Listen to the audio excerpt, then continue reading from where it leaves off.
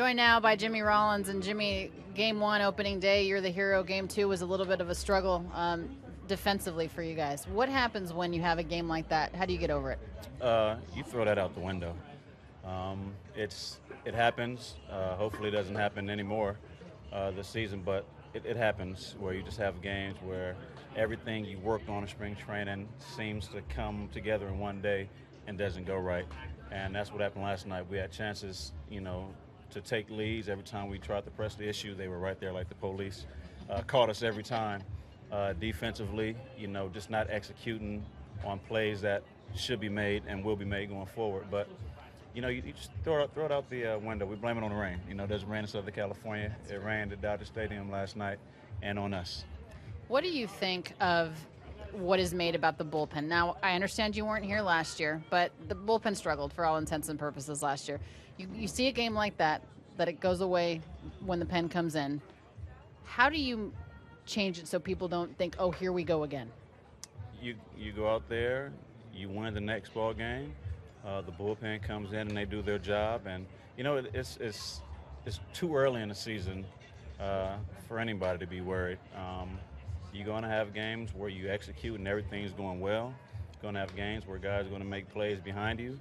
Then you have games where they hit balls and no one seems to be standing there.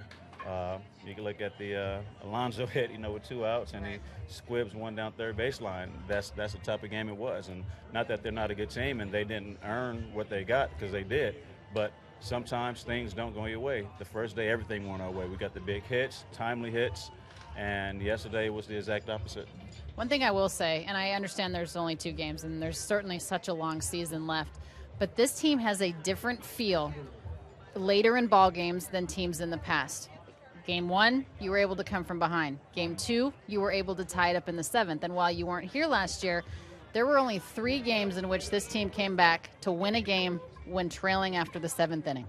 What is it about this group of guys that you feel it doesn't matter what point in the game, they can get the job done? That's 25 guys pulling in the same direction. And you have that, you feel that no matter what the score is, we have a chance. When you have a good team and you believe in your goal in the long term, and that's, winning the World Series, you have to feel you have a chance in every single game. Your goal is to go out there and win every single game. Obviously, we're going to lose games, but not giving away at bats, not just throwing the ball up there and hoping to get outs. You're going to give yourself a chance. You keep that pressure on the team. You keep applying it.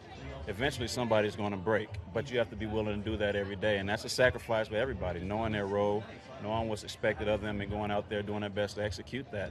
And when you do that, you start to build this belief of what you can do, and you start believing the impossible. And it starts early. You have a guy in Howie who I absolutely love.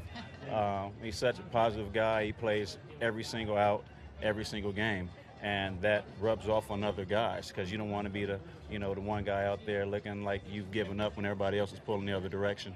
I promise 3 questions. This interview is done. She's good. Thanks, guys.